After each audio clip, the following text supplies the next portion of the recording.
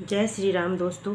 मेरा नाम है निर्मला नेगी और मेरे चैनल में आप सभी का बहुत बहुत स्वागत है।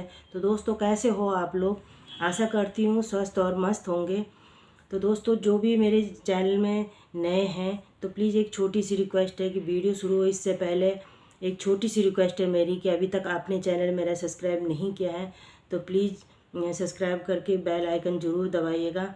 तो दोस्तों, मैं आपको अपने जब हम लोग अयोध्या गए थे, मैंने पीछे जिस किसी ने भी मेरी अयोध्या की वीडियो नहीं देखी है तो प्लीज़ पीछे मेरी सारी वीडियो में जाकर देखिएगा। मैंने 11 दिन की रामलीला भी डाली हुई और मैंने अयोध्या भ्रमण में जहाँ जहाँ भी हम लोग गए हैं वहाँ सभी आपको दिखाया हुआ अपने चैनल में। तो दोस्तों, मैं शुरू करती हूँ कि हम अयोध्या में जाके वहाँ का एक्सपीरियंस आपको आज शेयर करना चाहती हूँ। तो दोस्तों, हम लोग दिसंबर 30 तारीख को देहरादून में रहती हूँ और देहरादून से हम लोग 30 तारीख को हम सारी उत्तराखंड की बहनें जो कि उत्तराखंड के पौड़ी से, चमोली ज़िले से और टिहरी से, कुमाऊँ से सभी हम लोग बहनें देहरादून से सभी मिलके हम लोग 5 गाड़ियाँ हम लोग अयोध्या धाम में गए थे, जहाँ की हमारा विशेष प्रोग्राम था 11 दिवसीय रामलीला का, जो हमारी उत्तराखंड की बहनों द्वारा पूरी आयोजित किया गया था। तो दोस्तों, हम 30 दिसंबर को यहाँ से निकल गए थे। तो हमारा 2 तारीख से 2 दिसंबर से हम लोगों का रामलीला का प्रोग्राम था, जो कि हम अपनी राज्य प्रभारी लक्ष्मी बहन के द्वारा हम लोग वहाँ पे उनके सहयोग से हम लोग अयोध्या जा पाए और हमारा सौभाग्य था कि हम लोगों को रामललन हुए और हम लोग अयोध्या जा पाए। तो दोस्तों, अयोध्या में जाकर सर्वप्रथम तो हम लोग कारसेवकपुरम में हम लोगों का रहने खाने का 11 दिन का उन लोगों का फ्री प्रोग्राम, हम लोगों का रहने खाने का पूरा आयोजन किया गया था। तो दोस्तों, वहाँ जाके हम लोगों को कारसेवकपुरम में प्रसाद बांटने का, भंडारा बांटने का भी बहुत सौभाग्य प्राप्त हुआ और बहुत सारी नई सहेलियाँ भी बनी, जो कि मैंने आपको वीडियो में दिखाया हुआ है कि बहुत सारी नई सहेलियाँ भी बनी। और उसके बाद में हम लोगों ने बहुत ही आनंद लिया और वहाँ के लोग सबसे पहले आपको बता दूँ दोस्तों कि अयोध्या में जाके ऐसा नहीं लगा हमें कि हम दूसरे राज्य में आ रखे हैं। इतना अच्छा उन लोगों का स्वभाव, बात करने का तरीका हमको इतना अच्छा लगा कि हम उत्तराखंड वासी, हम ऐसे लग रहा था जैसे कि हम अपने घर में हैं। मुझे तो खास कर ऐसे लगा दोस्तों जैसे कि मैं अपने ही घर में हूँ और आते समय बिल्कुल ही वहाँ से आने का मन नहीं कर रहा था। इतना अच्छा माहौल, इतना अच्छा लोग और इतना अच्छा बात करने का उनका बहुत अच्छा लगा तरीका दोस्तों। तो दोस्तों, सर्वप्रथम मैं बता दूं कि जो हमारे रामलीला के प्रोग्राम चल रहे थे तो योगी आदित्यनाथ जो कि यूपी के मुख्यमंत्री हैं, वो भी हम लोगों को मिलने के लिए वहाँ पे और उनके दर्शन करने के हमको सौभाग्य प्राप्त हुआ दोस्तों। और त्रिवेंद्र सिंह रावत जो कि पूर्व मुख्यमंत्री रह चुके उत्तराखंड के, वो भी, उनको भी हमने सामने पे देखा पहली बार। तो दोस्तों, बहुत ही आनंद आया और बहुत ही सौभाग्य की बात है जो कि हम लोगों को पहली बार अयोध्या जाने का मौका मिला, वो भी हमारी बहन जो राज्य प्रभारी हमारी लक्ष्मी शाह बहन के द्वारा हम लोगों को सौभाग्य प्राप्त हुआ। तो दोस्तों, जब कभी भी जाए अयोध्या तो आप ज़रूर पूरी धाम देखिएगा। वहाँ पे राम जी की और राम की ही ऐसा लगता है जैसे कि पूरा अयोध्या, हर जन जन में, हर बच्चों में वहाँ पे राम के दर्शन लगते हैं। इतना अच्छा माहौल था और मुझे तो बताते हुए भी अभी भी बहुत ही अंदर से सुख और आनंद प्राप्त हो रहा है, जैसे कि लग रहा है कि सभी अपने ही जैसे लगे वहाँ पे। ऐसा नहीं लगा कि हम दूसरे राज्य में यहाँ पे आ रखे।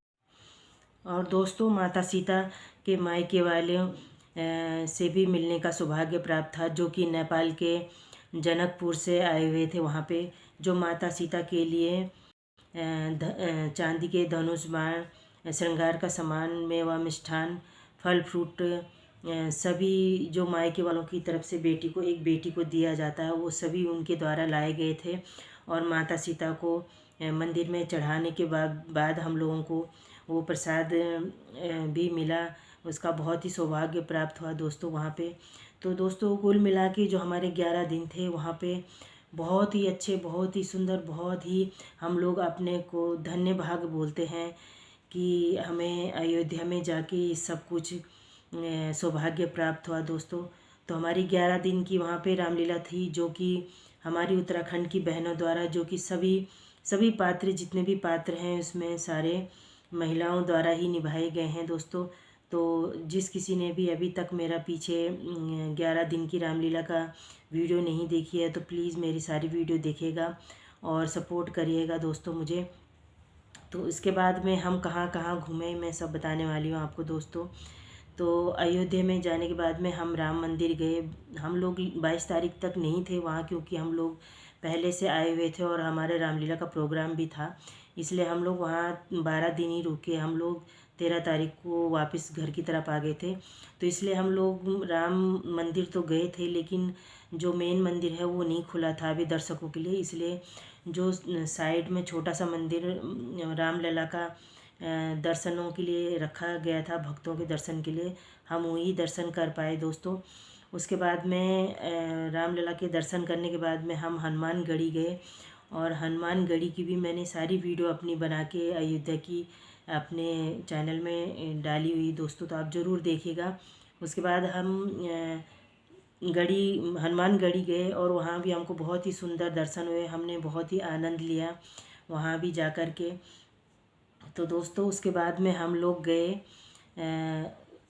गुप्तार घाट गए, जहाँ की भगवान राम ने गुप्तार घाट में जाकर अपने समाधि, वहीं से लुप्त हो गए थे वो, वहीं से उन्होंने समाधि ले ली थी, और उनके जो चरणों के निशान हैं वो वहाँ पे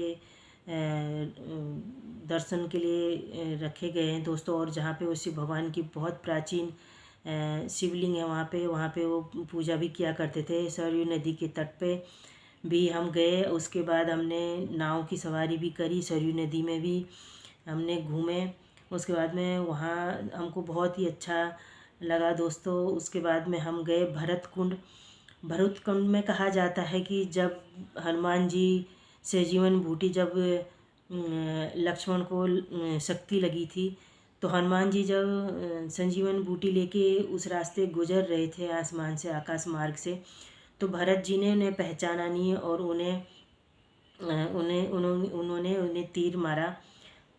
तो उनको जब तीर लगी, मूर्छित हुए, तो उन्होंने हाय राम बोला। हाय राम बोलने के बाद में भरत जी ने सोचा कि ये श्री राम के कोई उनके दास ही हैं जिन्होंने राम का नाम लिया। तो उन्होंने उसके बाद में सारी बातें हनुमान जी से पूछी। हनुमान जी ने बताया कि लक्ष्मण को शक्ति लगी हुई, जिनके लिए वे सजीवन बूटी लेके जा रहे हैं। तो फिर भरत ने वहाँ पे हनुमान जी से मिले, और उसी जो तीर उन्होंने उन्हें छोड़ा था, मूर्छित करने के लिए जो तीर चलाया था, उसी तीर के द्वारा लक्ष्मण जी को जहाँ पे शक्ति लगी थी वहाँ पर पहुँचाया। तो दोस्तों जहाँ पे हनुमान जी को भरत जी ने मूर्छित किया था, उस स्थान पर कुंड बना हुआ है, जो कि काले कलर का पानी है उसमें। तो कहा जाता है दोस्तों कि जिस पर शनि की दशा चलती हो, जिसको साढ़े साती जो ढैया चलती है बोलते हैं, उस कुंड में स्नान करने से शनि ग्रह थोड़े कम हो जाते हैं।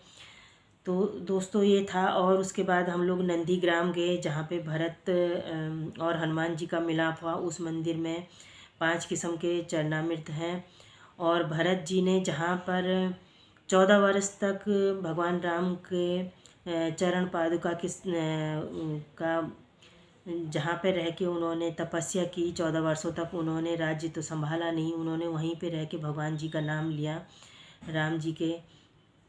तो वो स्थान है, वो स्थान भी है वहाँ पर भरत कुंड के बाद में। तो दोस्तों नंदीग्राम में जो कुआं, वहाँ पे कुंड है, वहाँ पे 27 तीर्थ स्थानों का जल डाला गया है उस कुएं में। तो और वहाँ पे भरत जी ने 14 साल तक भगवान राम के इंतज़ार में वहाँ पे 14 साल राज्य न संभालते हुए भगवान के चरण पादुका के साथ में तपस्या की हुई, वहाँ पे 14 साल तक वहाँ पे रहे। तो दोस्तों उसके बाद में हम गए सूर्य कुंड।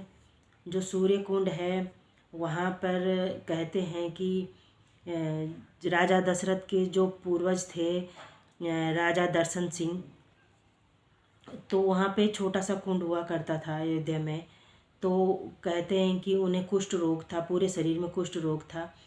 तो जब वो वहाँ पे से उनके सैनिक उनको प्यास लगी तो वहाँ से उस कुंड से पानी लेके आए, तो उनका शरीर थोड़ा ठीक होने लगा। तो उन्होंने अपने सैनिकों को पूछा कि ये पानी कहाँ से लाया गया था, जो उनको पिलाया गया था। तो उन्होंने बताया उस टाइम पे छोटा सा कुंड हुआ करता था वहाँ पे।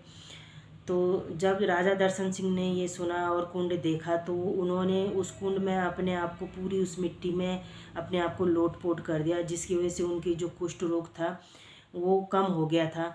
तो जब वो अयोध्या गए अपनी रानी के पास में, तो रानी उन्हें पहचान नहीं पाई। उन्होंने कहा कि चलो आपको मैं भ्रमण करा के लाता हूँ, सैर करा के घुमा के लाता हूँ। तो उन्होंने बोला कि नहीं, रानी ने कहा कि नहीं, मैं आपके साथ नहीं आऊँगी क्योंकि आप मेरे पति नहीं हो।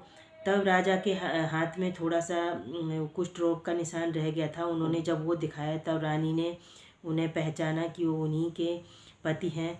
तो तब जो राजा दर्शन सिंह थे, तो उन्हें सूर्य भगवान स्वप्न में आए। उन्होंने कहा कि यहाँ पे मेरा कुंड बनाया जाए, नहीं तो आपको उससे भी ज़्यादा बुरा रोग हो जाएगा। तो आप मेरा यहाँ पे कुंड बनवाएं। तो जब वहाँ पे कुंड का खोदा गया, तो दोस्तों वहाँ पे सूर्य भगवान की मूर्ति निकली और शिव भगवान का शिवलिंग भी वहाँ पे प्राप्त मिला, और बहुत सारा खजाना भी उनको मिला, जिसकी वजह से उस खजाने से ही जो उधर धन दौलत जो भी मिला उनको, उसके द्वारा ही उस पैसों के द्वारा ही उस कुंड का निर्माण हुआ पूरा। और उस कुंड में 307 तीर्थ स्थानों का जल डाला गया। तो दोस्तों वो भी बहुत पवित्र स्थान है, कभी जाइएगा तो ज़रूर वो स्थान ज़रूर देखिएगा। और ये था सूर्य कुंड का इतिहास। मैंने वैसे जितने भी वीडियो, जितनी भी जगह गए, हम लोग पूरी इतिहास वहीं के ब्राह्मणों द्वारा मैंने आपको उन्हीं की जुबानी वीडियो बना के सुनाया और दिखाया है।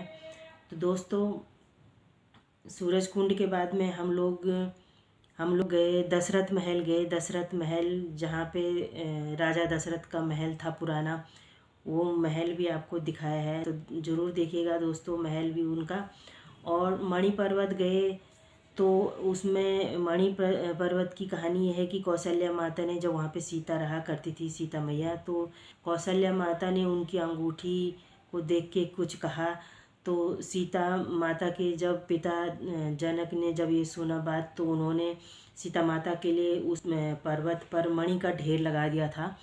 तो इस नाम से वो मणि पर्वत के नाम से वहाँ पे कहलाया गया।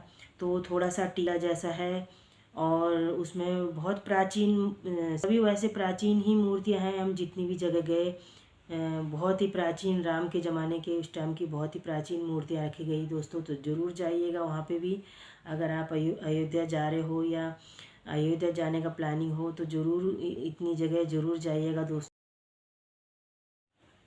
इसके बाद दोस्तों हम लोग राजा दशरथ के यज्ञशाला गए, जहाँ पर राजा दशरथ ने पुत्र प्राप्ति के लिए यज्ञ किया था, हवन किया था, जो कि श्रृंग ऋषि द्वारा इस यज्ञ को किया गया था राजा दशरथ को पुत्र की प्राप्ति के लिए। इसके बाद प्रसाद रूप में उन्हें खीर की प्राप्ति हुई, जो खीर इन्होंने राजा दशरथ ने चारों रानियों में बांटा। तब इन्हें राजा दशरथ को 4 पुत्र रूप रत्न प्राप्त हुए, राम लक्ष्मण भरत शत्रुघ्न। तो उसी स्थान पे भी हम लोग गए दोस्तों।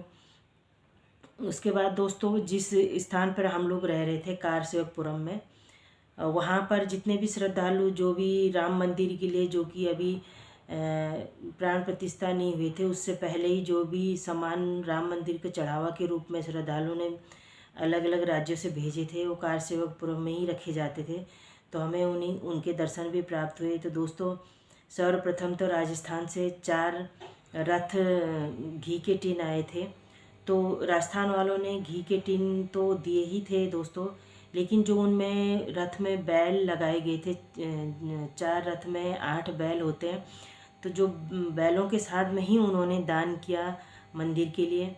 तो दोस्तों और भी ये घंटी होती है जो 22 टन का घंटी थी, बड़ी सी राम मंदिर के लिए आया, वो भी वहीं रखा गया था। उसके बाद नगाड़ा आया था, जो कि डबगर समाज से, जो कि ढोल और ढोल इस टाइप के बनाते हैं।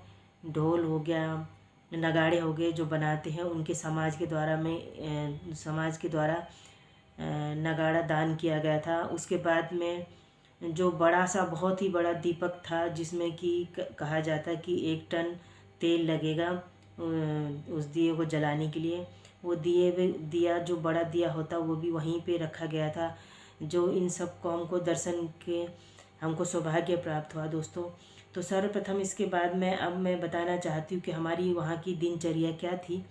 तो दोस्तों हम 4:30 बजे सुबह उठ जाते थे। उसके बाद में हम 5 से लेकर 7 बजे तक योगा जाते थे। तो दोस्तों मैं ये भी आपको इस चैनल के द्वारा, अपने चैनल के द्वारा ये बताना चाहती हूँ कि दोस्तों कोई भी बीमारियाँ हो, छोटी हो बड़ी हो, निराश ना होएं। तो दोस्तों योगा अपने जीवन जो हम लोग रोज़मर्रा के जीवन में काम करते हैं, उसमें एक चीज़ और जोड़ लीजिएगा सुबह, कि सुबह उठ के हम लोग 5 से लेकर 6 बजे तक 1 घंटा अपने आप के लिए दें और योगा ज़रूर करें। दोस्तों मैं ये नहीं कह रही हूँ कि बाबा रामदेव के प्रोडक्ट आप लोग उनका यूज़ करें, लेकिन योगा तो हम लोग कर ही सकते हैं।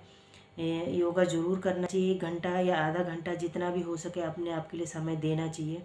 कोई भी बीमारी जल्दी से तो कटती नहीं है, धीरे धीरे कटेगी, लेकिन अगर प्रतिदिन आप अपने शेड्यूल में अपने योगा ज्वाइन कर लेते हो तो दोस्तों बीमारियां लगेगी भी नहीं जल्दी से। अगर लगेगी भी तो जल्दी से ही हम उससे उभर पाएंगे। इसलिए योगा ज़रूर करिएगा दोस्तों, सुबह उठ के 1 घंटा अपने आप के लिए ज़रूर दीजिएगा।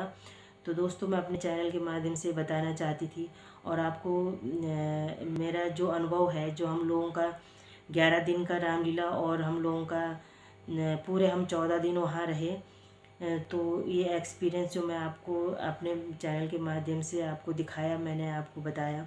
तो दोस्तों आपको कैसा लगा तो आप ज़रूर कमेंट करके मुझे बताइएगा और पूरी वीडियो देखिएगा।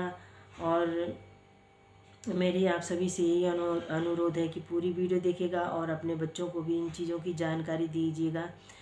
और इतना ही कहना चाहती दोस्तों इस वीडियो में, तो वीडियो के अंत तक बने रहेगा और पूरा वीडियो देखिएगा दोस्तों। तो दोस्तों वीडियो आपको कैसी लगी ज़रूर कमेंट करके बताइएगा। तो मिलते हैं अगले वीडियो में, तब तक स्वस्थ रहिए, मस्त रहिए, मुस्कुराते रहिए। तो मिलते हैं अगले वीडियो में, तब तक के लिए जय श्री राम।